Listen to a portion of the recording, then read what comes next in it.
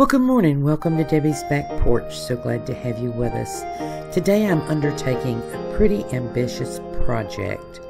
I'm going to make toad in the hole with braised peas and onion gravy. And I'm cooking and filming by myself, so I may make some errors. If I do, I'll point them out. Here are the ingredients. There are quite a few, and I separated them out into the three main parts of the meal. And please feel free to pause here. Take your time to write them down. I will, of course, go over them as I cook, but it helps if you have them written down. Now let's get cooking.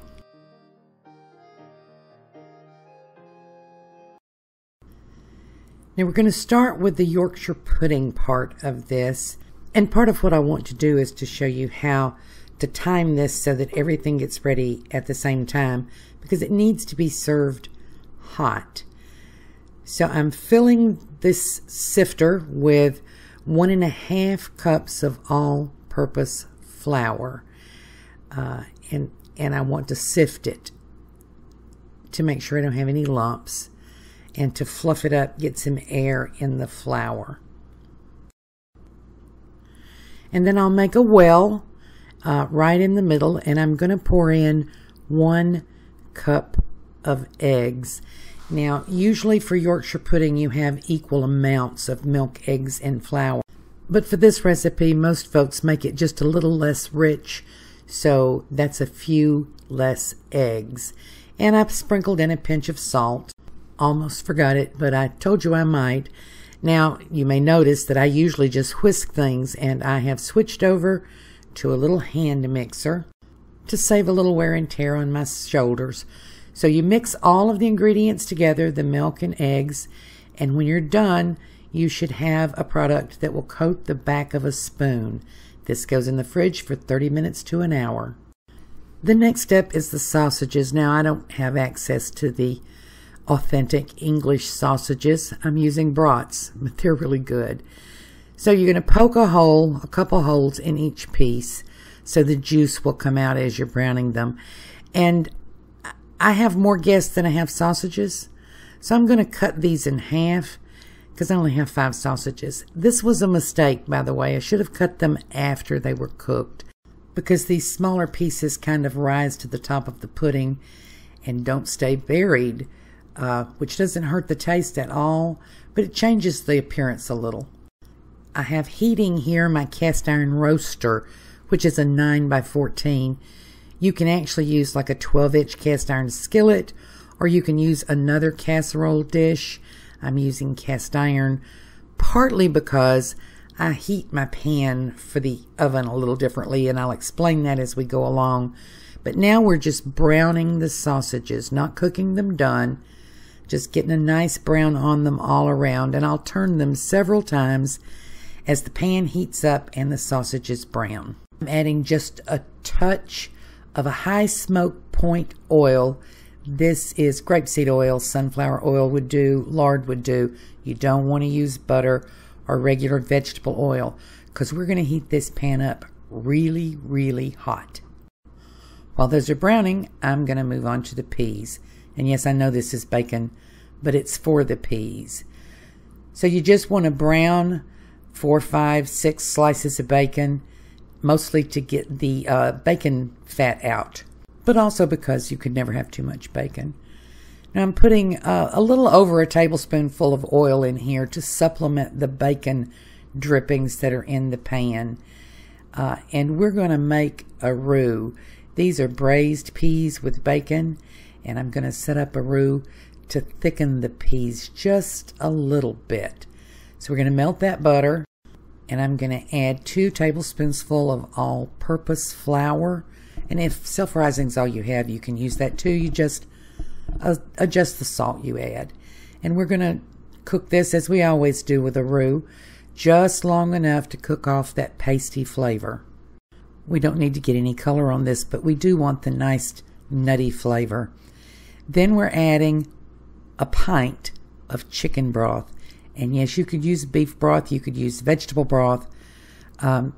Technically, you could use milk, but not in this particular meal that we're putting together, you want to use a broth. You could use pea juice. So we're just going to add this in. And this is not as thick as we would normally make a sauce. I've put a little less flour and butter than I would for gravy because we're going to let this slow cook, which is basically what braising is, just a long, slow cook. I've added a little salt and pepper, and then I'm going to let this sit and simmer for just a minute or two until it just starts to get thick, because we're going to add frozen peas to it. It needs to be good and warm. So we're getting a little bubbling around the outside. Let me give this a good stir.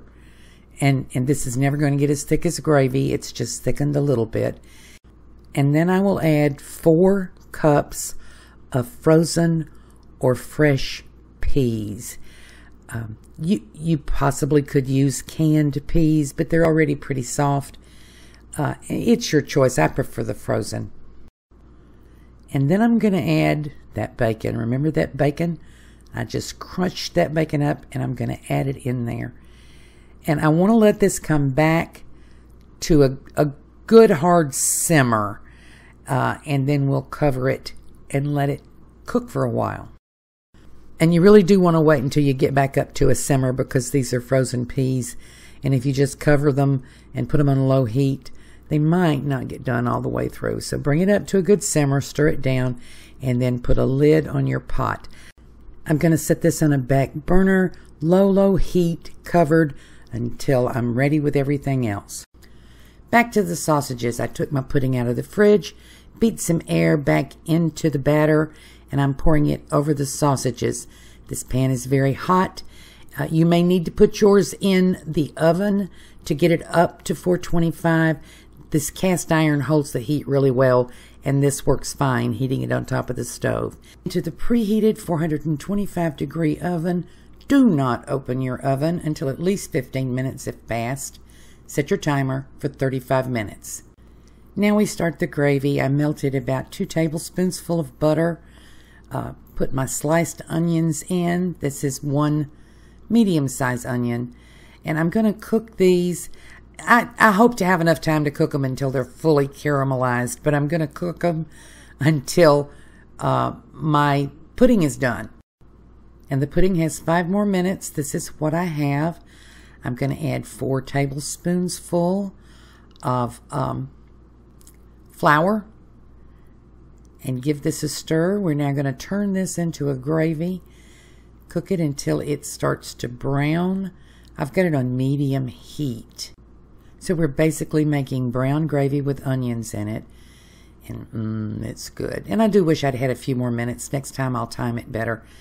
Get the onions a little bit more caramelized. That would be preferable, but you need to know I have a 4-year-old saying, "What's that, Grammy? What are you doing? What's next? Can I help?" So here we have it. We've got a pretty good brown on this, and I'm going to add my 1 pint of beef broth, and this really does need to be beef broth. Hot roux, cold broth is going to give you a lump-free gravy. Now, you know, if I happen to be out of beef broth, the only thing I would ever substitute it with is I buy organic Better Than bouillon, and I have been known to make up some broth out of that. I generally have homemade broth. This is broth that I bought in the store because I'm out of my homemade broth. But we're just going to stir that in and let it simmer. And the timer is going off on my toad in the hole. And you know, it really must be served hot. So I told you at the beginning, lessons learned, I may cut some corners here. When I do this next time, trying to do it all at the same time for one meal, I will start the onions before I start the sausages so that they're fully caramelized. This tastes great, but the appearance would have been so much better. And here's the star of the show, and I think that's beautiful. You see how my little shorter sausages tried to escape. The longer ones would have. If I hadn't cut them in half, they would have stayed a little deeper in the pudding. But this is just wonderful. And let's cut into it. You know, if you wait until it cools, it's going to fall. So you want to cut it while it's still really good and hot. And this pan full should serve 6. Generally, you would have 2 sausages for everybody. That's why I cut these in half. And let's spoon that out and put it on the plate. You know, I'm glad I did this because I was thinking of buying little breakfast links. That won't work. You really need to use the bigger sausages. But here we go. We have toad in the hole. We have wonderful Yorkshire pudding with sausages cooked in. Then the braised peas and bacon on the side, and the onion gravy over everything. You know, if you're not familiar with Yorkshire pudding, if you've never had one, you really must try it. It's unlike anything else. The texture is almost like meringue, and when you taste it, it is eggy and delightful. And just so you know, my mother loved it. If you've seen my videos before, I do Mondays with Mother. I do a special meal for my mother every Monday. And she dug into this. You really should try it. Yes, take note. I made a couple of shortcut errors. This is the first time I had done all 3 items together at the same time. But lots of lessons learned. And you can really show off with this. Just practice a little.